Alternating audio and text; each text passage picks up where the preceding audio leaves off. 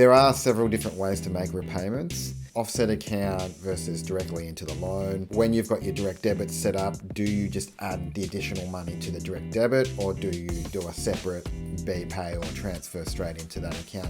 It really doesn't matter. Anyway, let's get into it. I want to show you a few different examples of how to do it. So one is just paying an extra $30 a week into the home loan. The second one is fortnightly repayments. People always ask me about fortnightly repayments, and sometimes it actually is beneficial, but it's tricky the way the banks do it. If you just tick the box, it doesn't necessarily mean you're going to save. So I'm going to go through that one. And if you want to do the fortnightly repayments one, it's pretty easy. You just check with your lender to see if you've got the good fortnightly repayments or the normal fortnightly repayments. But I'll get into that. And then what I think everyone should be doing is putting minimum $100 a week on top of the loan in. Why? Because what if interest rates go up? Currently it's late 2022 and we've had interest rates double in the space of a year. So the people that were already putting extra money away didn't really have a problem meeting the additional repayments. Although some people who were spending all of their money and all of their income are now starting to feel the heat. So anyway, let's get into it. Let's go into $30 per week extra home loan repayments. Okay, so I've got our extra repayment calculator up here. I'm going to change a few of these base rates just so they're round numbers, so we can work off round numbers, and it's just easy for people to understand. I know as soon as we start talking about numbers, some people start to tune out. That's why I've put this video together, and there's a pretty little graph, so it's hopefully easier for you to see.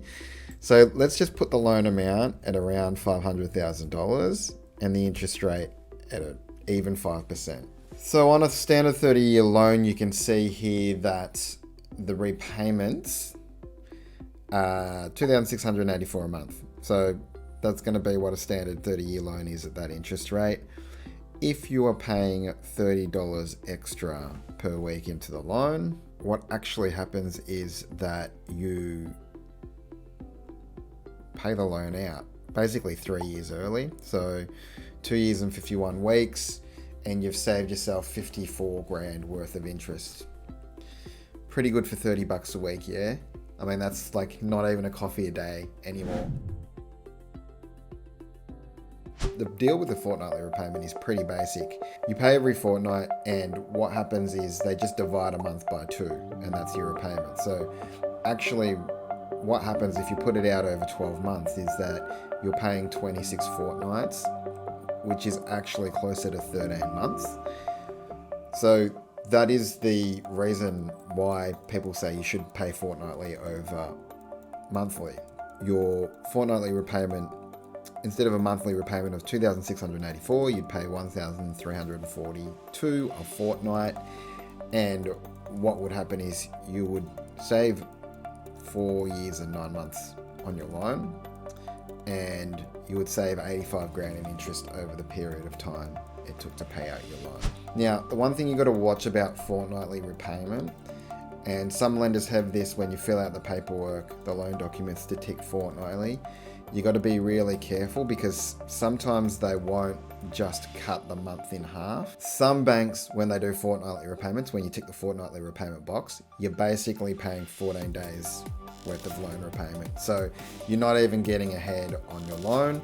What most people do is they just tick the box and they forget about it anyway, so they don't know they're not saving all of this money. So it's really important when you select that fortnightly repayment to call up the bank if it's not clear in the paperwork, and make sure that you're paying the extra payments. You got to remember here, we don't know the fluctuation of the rates. So we're assuming the rates are stable because we just don't know what will happen with them. But 5% is the long-term average anyway. So your actual saving might be more, might be slightly less, depending on what happens with the rates. All right, so now we've got an extra $100 a week in here. Same loan, 500 grand, same interest rate, 5%, sorry, not 500. Extra repayment, we're paying $100 a week. So $100 a week should be no worries for anyone getting a loan. On a traditional 30-year loan, it means you'll pay the loan off pretty much 8 years early, and you'll save interest of 139 grand. So this is how you get ahead with your debt. Now you can throw all other things in like future property investments and stuff like that, but at its core, this is obviously what you should be doing. Like, it's pretty basic when you put the numbers forward. But I want to do one thing, and it's another activity, and it's just another way of showing how much ahead you get. Let's have a look at how many weeks you're ahead. So you're at 7 years and 46 weeks. So what's 7 times 52 weeks? That's 350, 364, plus the 46 weeks is 410 weeks. So we go 410 times 718. And actually, in that 7 years and 48 weeks, if the loan had kept on going, you would have just paid an extra 294 grand. So you're actually 294 grand ahead if you look at things in that way. So what does that mean in terms of achieving your goals? Well, most Australians, I look at their finances, and I've been looking at people's finances for 15 years, and I can tell you most people are not going to be set up for retirement, which means they're going to run out of money.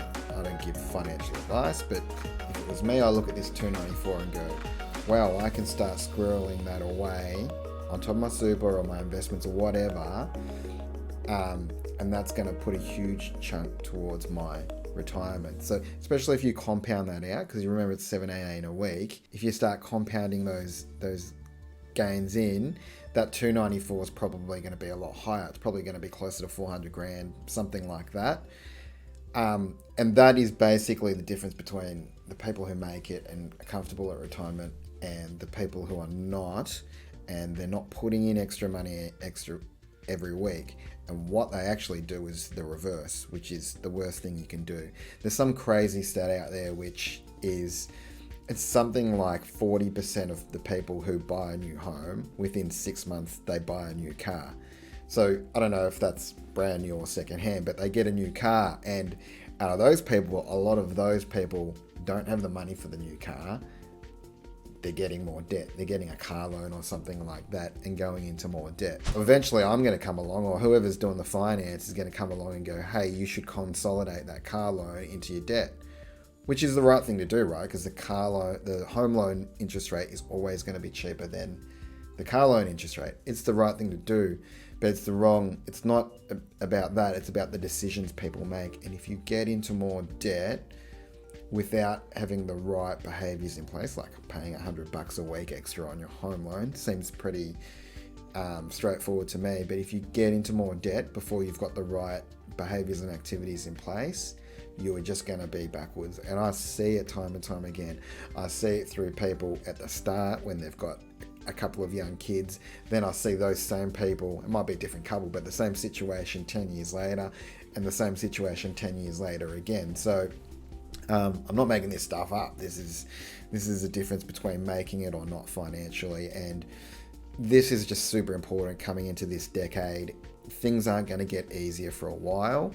And people are going to realize that they're in a trap, and it's very hard to get out of. All of that money you pay ahead on your home loan, it just adds into your redraw. So if you have an emergency, you've got access to it later on. Obviously, you don't want to take it, but you're sleeping pretty well at night when you're in that position. You've got access to cash. You're paying your home loan off early.